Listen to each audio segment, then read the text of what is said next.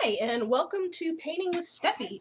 Today we are going to do a magnolia flower. People seem to like the seascape I did. This is about a 2-hour painting. It's done in kind of simple folk style. You definitely could put way more detail into it if you wanted, but this is the type of picture we do in the Grumbacher Michael's painting classes. And so let's get started. Something to note, I really recommend getting a jar of gesso. Let's see. The Liquitex clear gesso is one of my favorites. You can add it to your paint. Let's see if I can get it up closer here. Ooh, there you go. It really helps with the canvases. We use the small cheap canvases because they're, again, cheap, but they do sometimes have some challenges. They can be a little slippery and they're not very absorbent. So definitely want to add some gesso. I have to paint over mine for the class demos, so this is nice and rough, kind of almost sandpapery. What you're going to need today is, of course, a canvas or a piece of paper, some brushes. I've got some filberts, some script or rigger brushes, a large round, and some flats. If you don't have these are okay, you know, just adapt as you need. We're also going to need some cadmium yellow. I'm using mostly the Grumbacher here, because this is what I use in the class. It's a very good paint, but any acrylic-based paint will be fine as long as it's you know, an artist grade or at least a student grade. If it's a kiddie grade, you're probably not going to do very well with it. This is the ultramarine blue. This is the Arinzen crimson, which I can never say correctly. We're going to need some phthalo blue. There you go. And some hooker's green. You can't see that very well. You're also going to need a lot of white. I am out of Grumbacher white, so I'm using the golden liquid acrylic. This is also really great stuff. It's one of my favorite brands. It's a little bit different. It's not quite as goopy, but it's really got a lot of pigment in it. Alright, when you're drawing, it's often good to have reference, especially if it's something you haven't drawn or painted a lot before in the past. You want to take the picture yourself if you can. If not, you want to find a photo either from a friend, or you can rely on stock photos. But if you do use a stock photo like this one here, make sure that it's royalty free. People don't like it when you borrow their art without asking. This, I believe, came off of DeviantArt. DeviantArt.com is a really great resource. It's got lots and lots and lots of freebie stock. Just make sure you read the stock provider's rules, because not everybody's allowed to use it off DeviantArt, or sometimes they have rules about commercial use. Alright, so this is going to be our reference. I'll move this out of the way. And I'm just going to do a really quick sketch. You don't have to draw it out.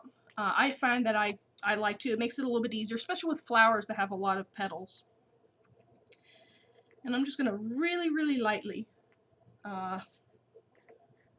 start, whoops, kind of with the middle. And if you mess up, that's why you want to draw lightly. Put that a little bit too low. And you may not be able to see what I'm doing. Looks like you can a little bit. And I'm just going to lightly sketch out the basic shape of the petals.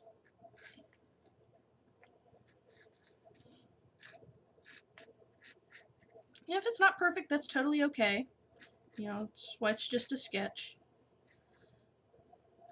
Sometimes you can erase. I'm using kind of a thick lead here, fairly dark. It looks like it's probably just an HB, but it might be one of my darker ones. I didn't check the lead before I started sketching. And one of the things we want to do when you're sketching is kind of look at, you know, kind of forget the fact that you're drawing a flower. You want to think about it as just in shapes, and you want to look at the negative shapes that the petals make to kind of help you eyeball where things need to go. You know, look at the shapes like in between here and here and here, and that will help you sketch it out a little bit more like it is in the photo. I need to make that a little bit bit longer.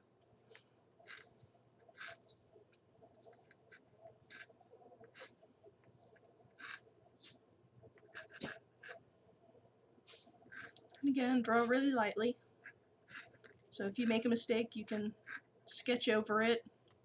Also, you don't want the lead or the graphite to interact with the paint too much. Since this is fairly sandpapery, it's putting down a lot of graphite, so that could mix in with the paint if you're not too careful. You could hit it with a spray fixative if you wanted to, but I don't usually. Just one more step and another reason to have to wait for it to dry. You also may want to have a hairdryer. Hairdryers are really great for speeding up drying time. Just be careful because you have to wait for it to cool down, because basically what you're painting with is plastic. And if it gets too hot and you try to start painting immediately, it can rip the paint right off the canvas, especially when you're using the canvas boards. Alright, there's the basic flower. And I'm not going to do all the leaves in here, just a few.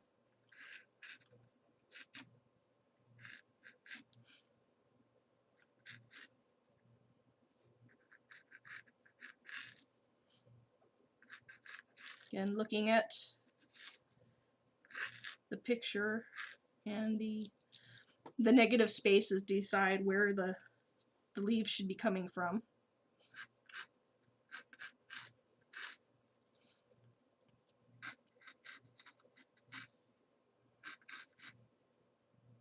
And I'm not going to draw the one that was right there because that's kind of leading your eye off the page.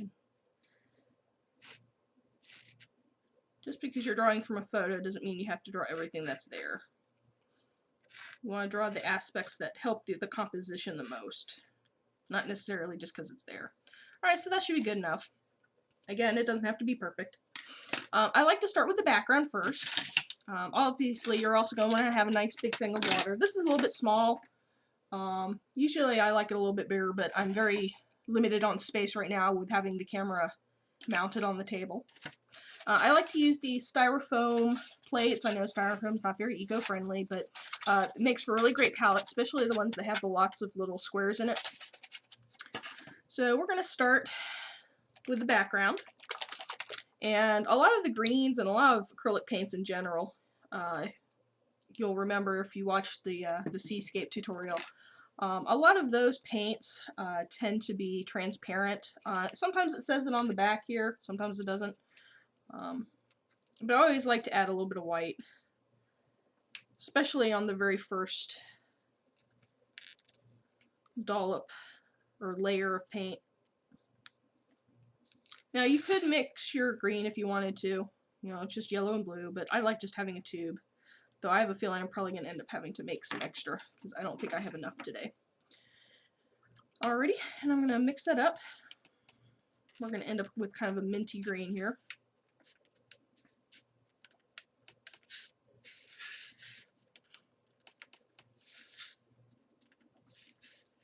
Just make sure it's well mixed so you don't have a lot of stray colors swirled around. And remember, acrylics always dry darker than what you mix them, so you want to keep an eye on that. It's a fairly nice color. It's nice and medium. I'm going to add a little bit of phthalo here, just because I want the background a little bit darker. Starting to run out of paint here. Well, it's time to order some more. Alrighty, mix that in. It's going to give us a little bit of a blue-green here. And again, I'm not trying to exactly match the colors that are in the photo. You know, you don't have to be a photocopier when you're copying a photo. Just use the colors you like, or if you're specifically painting something for someone, use their favorite colors, or use colors that you think will work with your house. Always want to keep in mind color theory, but that's a video for another time, and there's plenty of other videos out there with color theory. You just want to make sure that your colors don't contrast badly. Alright, I'm adding just a little bit of water here. I want the paint consistency to be fairly thick, kind of like Elmer's glue or so, maybe a little thicker. And now I'm going to start with the background. And I'm not going to try to do a lot of detail. I just happen to have a lot of paint on this brush. It's a good mixing brush. So I'm just going to dab in here to get most of the paint off. And then I'm going to switch to one of my flats.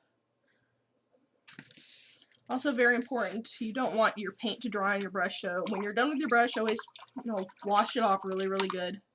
Leave it in your container of water rather than setting it aside, because it doesn't take anything for acrylics to dry on your brush and then it's ruined. Alright, this is the flat, and I'm going to use this to spread this around. And if the paint starts, I've put a lot of paint on here, so I really don't need to add much more paint. I just need to add water. And I'm using the flat because it gives really nice sharp edges. And if you see that you're getting a lot of kind of texture on the canvas, kind of like those little white spots there that you may not be able to see, that just means you need to add more water. That's something I tell my students all the time, is add more water.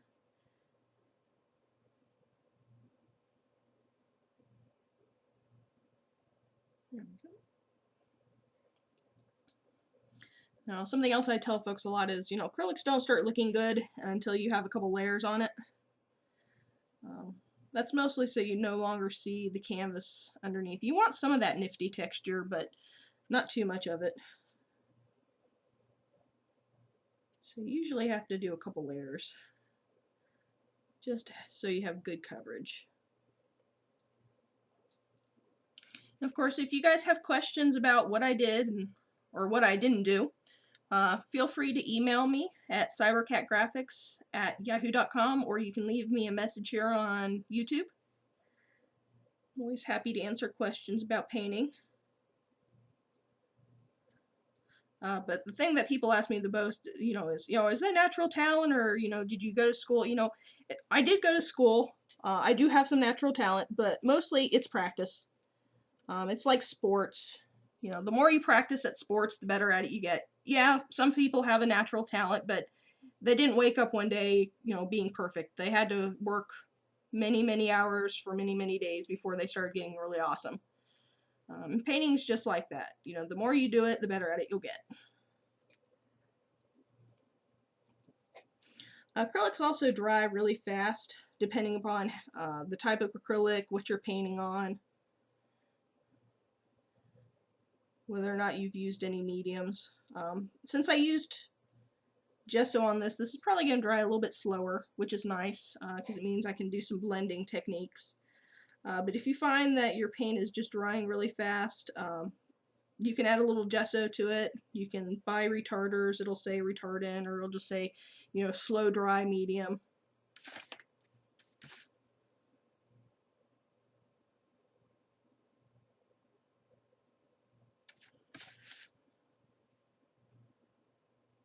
Sometimes if it's really humid out, temperature-wise, sometimes that'll make things dry slower.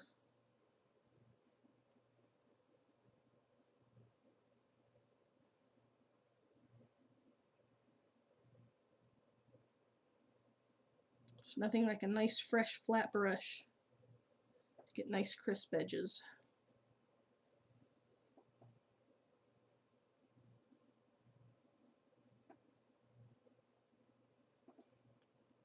Alright, I think we have all of that done. Let's do that little corner there.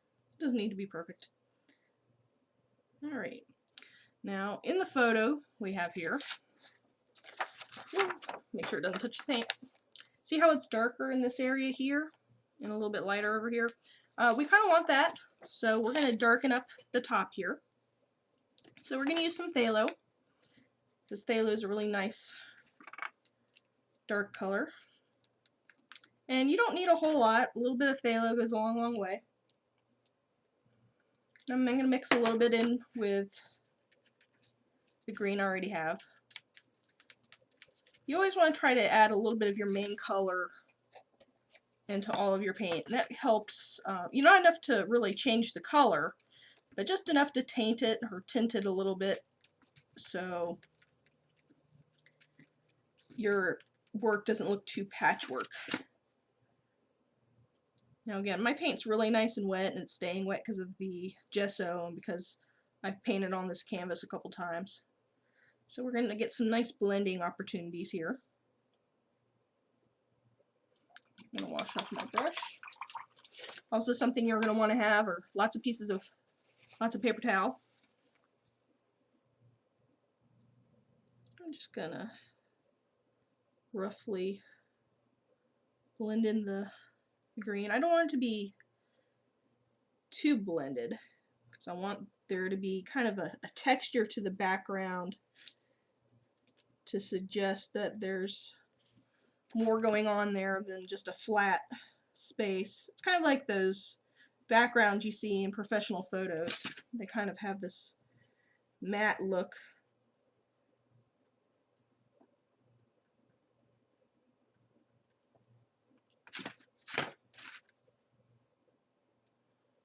You don't want it to be too stark because then it'll take away from the main image. I'm going to go back to my regular green. You always want to mix a little bit more than you think you're going to need because it's always a pain to try to remix the color you were originally using. And it's really hard to get it exactly right, which is another reason I like to have tubes with colors pre-made. Less time mixing, more time painting. And there we go.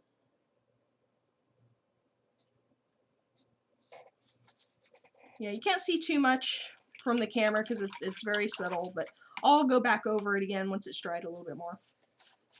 And I'm going to make this area down here a little bit brighter, but not too much. I'm going to use a little bit of the cad yellow.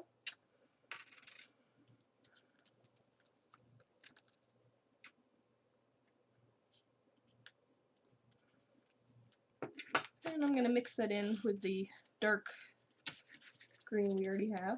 Let's move that in there so you can see it a little bit better.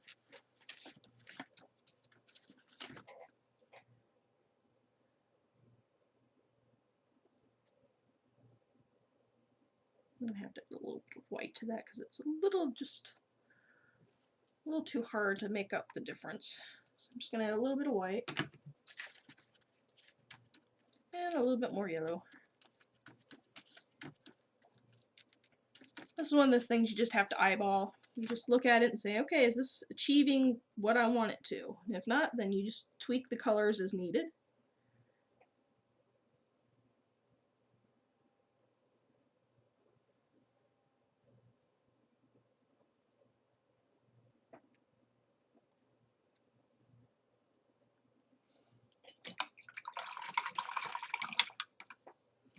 Alright, I'm going to let that part dry. I could hit it with a hairdryer, but right now I'm just going to move on to the leaves and come back to the background once it's dried a little bit.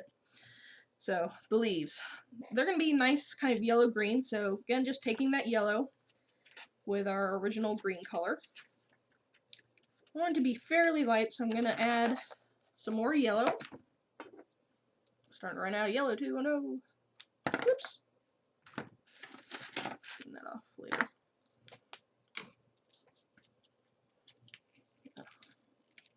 Squeeze some more water out of this, or more yellow out of this. There we go.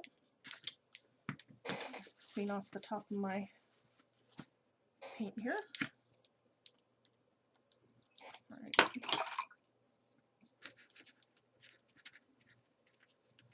Mix that up. Make sure you guys can see that a little bit better. You know, nice kind of lemon green. I'm going to start painting the flowers. I'm sorry, painting the leaves. There we go.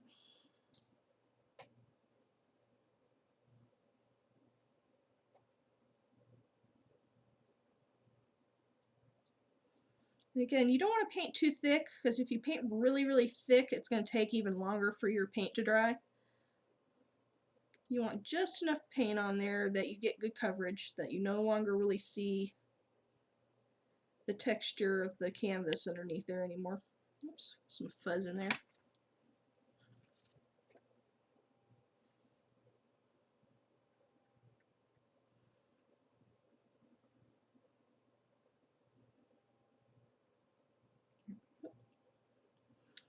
And I forgot to set my timer. I'm going to try to do this tutorial in hour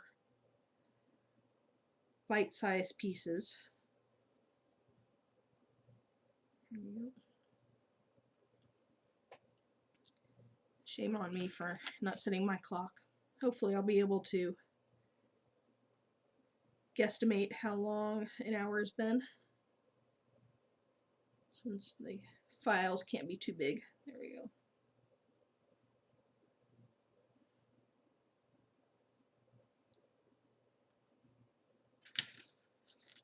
And use the side of your canvas or your palette if you're got too much paint on your brush.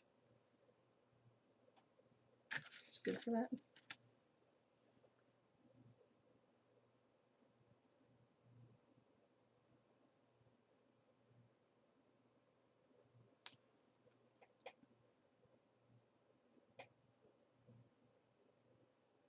And here I'm just using the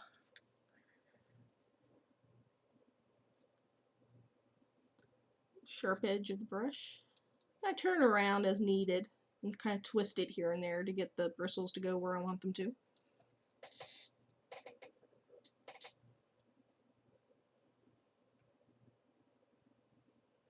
That's why I like the synthetic brushes. You know, they have a lot of nice bend in them.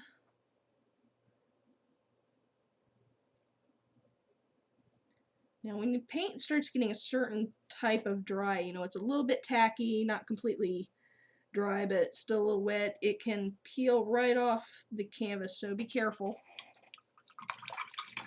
Sometimes you just have to wait for it to dry all the way. Alright, I'm going to go back to some of the background here now that it's starting to dry a little bit. And I'm going to add, let's see here, a little bit more of the hooker's green. I think I'm just going to put that in its own little spot on the side here and use that straight because it's a nice dark green.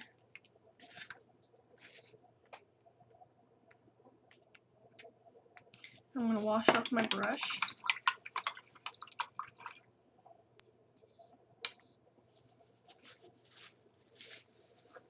Add a little bit of water.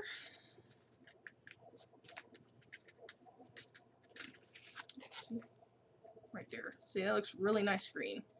Let me use that back here some.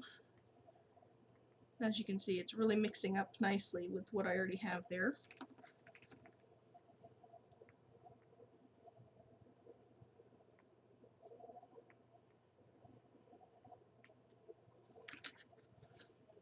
Darken this up a little bit here and there.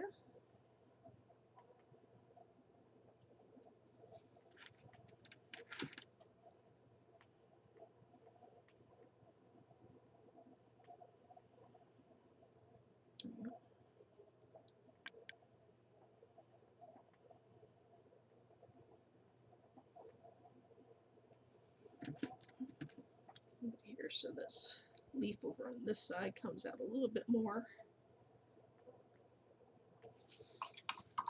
Wash the paint off my brush here. Now I'm just going to use water to help blend this in a little bit more. I'm kind of just back and forth with the strokes so I get that nice kind of photo backdrop texture.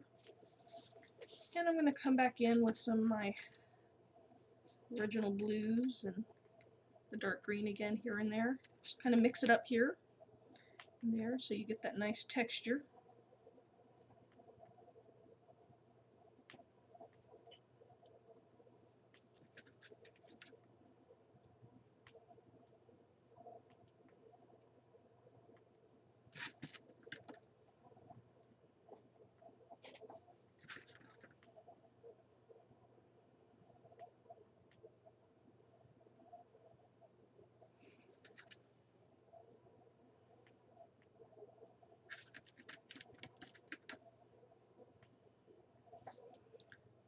Alright, that's good for the moment. Alright, I think I'm going to hit this with a hairdryer. I'm not going to make you guys listen to the hairdryer blowing. I assume you guys know how to use a hairdryer. Just normal, everyday hairdryer is fine. I have one hooked up here. This is mine. And you just hold it up.